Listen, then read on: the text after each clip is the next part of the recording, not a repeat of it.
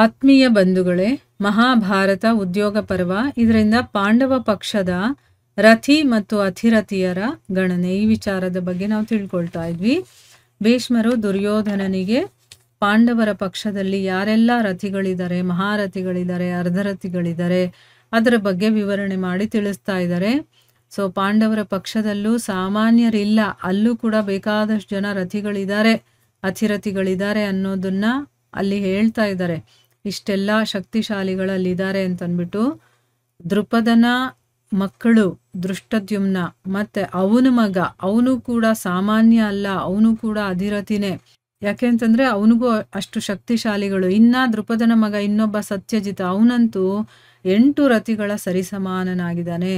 ನೋಡಿ, ಯುದ್ಧ ಅಂತಂದ್ರೆ ಎಷ್ಟೆಲ್ಲ ಯೋಚನೆಗಳು ಬರುತ್ತೆ ಅಂತ.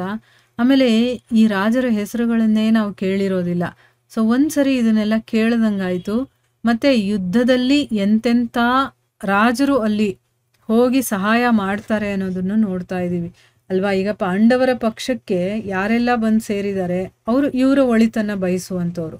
ಇನ್ನು ಕೌರವರ ಪಕ್ಷದಲ್ಲಿರೋರು ಕೌರವನ್ ತರಾನೇ ಮನಸ್ಥಿತಿ ಇರುವಂಥವ್ರು ಇರ್ತಾರೆ. ಅವನು ಹಾಗೆ ಮೋಸ ಮಾಡೋದು, ವಂಚನೆ ಮಾಡೋದು ಇಂಥವ್ರು ಇರ್ತಾರಲ್ವಾ, ಅಂಥವ್ರು ಅವನಿಗೆ ಹೆಲ್ಪ್ ಮಾಡ್ತಾರೆ.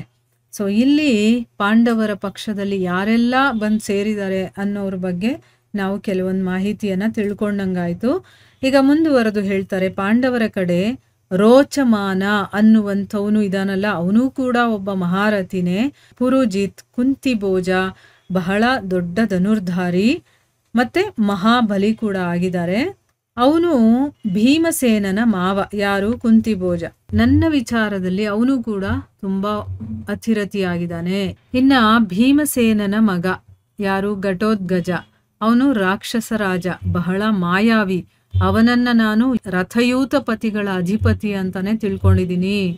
ರಾಜ, ನಾನು ನಿನಗೆ ಈ ಪಾಂಡವ ಸೈನ್ಯದ ಪ್ರಧಾನ ರಥಿಗಳು, ಅಧಿರಥಿಗಳು ಮತ್ತೆ ಅರ್ಧರಥಿಗಳ ಬಗ್ಗೆ ಹೇಳಿದ್ದೀನಿ.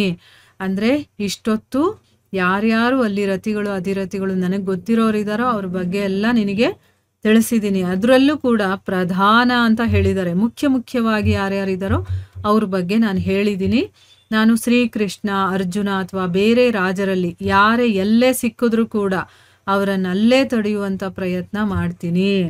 ಅಂದರೆ ಕೃಷ್ಣ ಏನಾದರೂ ಸಿಕ್ನಾ ಅವನನ್ನು ತಡಿತೀನಿ, ಅರ್ಜುನ ಸಿಕ್ಕಿದ್ರೂ ತಡಿತೀನಿ, ಇನ್ನು ಬೇರೆ ಯಾವ ರಾಜರು ಬಂದರೂ ಕೂಡ ನಾನು ತಡೀತೀನಿ. ಆದರೆ ದೃಪದ ಪುತ್ರನಾದಂತಹ ಶಿಖಂಡಿ ಏನಾದರೂ ನನ್ನ ಮುಂದೆ ಬಂದು ಯುದ್ಧ ಮಾಡಿದ್ರೆ ನಾನು ಅವನನ್ನು ಕೊಲ್ಲೋದಿಲ್ಲ. ಯಾಕೆ ಅಂತಂದರೆ ನಾನು ಎಲ್ಲ ರಾಜರ ಮುಂದೆ ಆ ಜನ್ಮ ಬ್ರಹ್ಮಚಾರಿಯ ಪ್ರತಿಜ್ಞೆಯನ್ನ ಮಾಡಿದ್ದೀನಿ. ಅದಕ್ಕೋಸ್ಕರ ನಾನು ಯಾವುದೇ ಸ್ತ್ರೀಯನ್ನ ಅಥವಾ ಯಾರು ಮೊದಲು ಸ್ತ್ರೀ ಆಗಿದ್ರೋ ಆ ಪುರುಷನನ್ನ ಕೂಡ ನಾನು ಯಾವತ್ತೂ ಕೊಲ್ಲೋದಿಲ್ಲ. ಇದರ ಬಗ್ಗೆ ನಿನಗೂ ಗೊತ್ತಿರಬಹುದು ಅಂತಂದ್ಬಿಟ್ಟು ಹೇಳ್ತಾರೆ. ಯಾಕೆ ಅಂತಂದರೆ ಭೀಷ್ಮರು ಆ ಜನ್ಮ ಬ್ರಹ್ಮಚಾರಿ ಅಂತಂದ್ಬಿಟ್ಟು ಪ್ರತಿಜ್ಞೆ ಮಾಡ್ಕೊಂಡಿದ್ದಾರೆ, ನಾನು ಬ್ರಹ್ಮಚಾರಿಯಾಗೆ ಉಳಿತೀನಿ ಅಂತಂದ್ಬಿಟ್ಟು. ಸೊ ನಾನು ಯಾರು ಹೆಂಗಸರನ್ನ ಮುಟ್ಟೋದಿಲ್ಲ ಅಂತ ಹೇಳ್ತಾರೆ. ಇಲ್ಲಿ ಶಿಖಂಡಿ ಅನ್ನೋದು ಗಂಡಸಲ್ವಾ ಅಂತ ನಮ್ಗೆ ಅನ್ನಿಸ್ಬೋದು, ಆದರೆ ಹಿಂದೆ ಅವನು ಹೆಣ್ಣಾಗಿರ್ತಾನೆ ಶಿಖಂಡಿ. ಸೊ ಈಗ ಗಂಡಾಗಿ ಬಂದಿರುವಂಥದ್ದು ಅದು ಒಂದು ದೊಡ್ಡ ಕತೆ ಇದೆ, ಅದನ್ನು ಇಲ್ಲಿ ಹೇಳ್ತಾರೆ, ಆವಾಗ ನಾವು ತಿಳ್ಕೊಳ್ಳೋಣ ಅದ್ರ ಬಗ್ಗೆ. ಸೊ ಇಲ್ಲಿ ಅವ್ರು ಹೇಳೋದೇನು, ನಾನು ಬ್ರಹ್ಮಚಾರಿಯಾಗಿರ್ತೀನಿ ಅಂತ ಪ್ರತಿಜ್ಞೆ ಮಾಡಿದ್ದೀನಿ, ಅದಕ್ಕೋಸ್ಕರ ನಾನು ಯಾವುದೇ ಸ್ತ್ರೀಯನ್ನು ಮುಟ್ಟೋದಿಲ್ಲ. ಅಥವಾ ಮೊದಲು ಸ್ತ್ರೀಯಾಗಿ ಈಗ ಪುರುಷರಾಗಿ ಅವರು ಚೇಂಜ್ ಆಗಿದ್ರು ಕೂಡ ನಾನು ಅವರನ್ನ ಮುಟ್ಟೋದಿಲ್ಲ, ಅಂಥ ಪುರುಷನನ್ನ ನಾನು ಕೊಲ್ಲೋದಿಲ್ಲ. ಇದ್ರ ಬಗ್ಗೆ ನೀನು ಕೇಳಿರ್ಬೋದು ಅಂತಂದ್ಬಿಟ್ಟು ದುರ್ಯೋಧನನಿಗೆ ಹೇಳ್ತಾ ಇದ್ದಾರೆ. ಅಂದರೆ ಯುದ್ಧದಲ್ಲಿ ನಾನು ಯಾರು ಬಂದರೂ ಕೂಡ ನಾನು ಮುಂದೆ ನಿಂತ್ಕೊಂಡು ಯುದ್ಧ ಮಾಡ್ತೀನಿ, ಆದರೆ ಶಿಖಂಡಿ ಬಂದಾಗ ನಾನು ಯುದ್ಧ ಮಾಡೋದಿಲ್ಲ.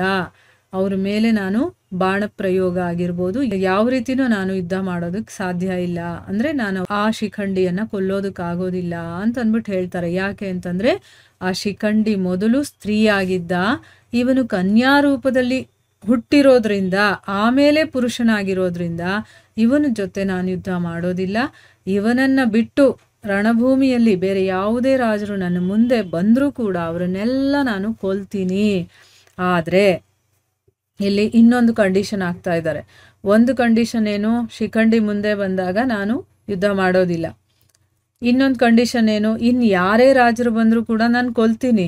ಆದ್ರೆ ಕುಂತಿ ಪುತ್ರರ ಪ್ರಾಣವನ್ನ ತಗೊಳ್ಳೋದಿಲ್ಲ, ಪಾಂಡವರನ್ನ ನಾನು ಕೊಲ್ಲೋದಿಲ್ಲ ಅಂತ. ಯುದ್ಧ ಮಾಡ್ತೀನಿ ಆದ್ರೆ ಕೊಲ್ಲೋದಿಲ್ಲ. ಯಾಕೆ ಅಂತಂದ್ರೆ ಅವರು ಮೊಮ್ಮಕ್ಕಳಲ್ವಾ, ನಿನ್ನನ್ನು ನೋಡಿದ್ರೆ ನನಗೆ ಹೇಗೆ ಇಷ್ಟನೋ ಅದೇ ರೀತಿ ಅವರು ಕೂಡ ನನ್ನ ಮೊಮ್ಮಕ್ಕಳು, ಅದರಿಂದ ನಾನು ಅವ್ರನ್ನ ಕೊಲ್ಲೋದಿಲ್ಲ ಅಂತ ಅಂದ್ಬಿಟ್ಟು ಇಲ್ಲಿ 2 ಷರತ್ತುಗಳನ್ನ ಇಡ್ತಾ ಇದ್ದಾರೆ.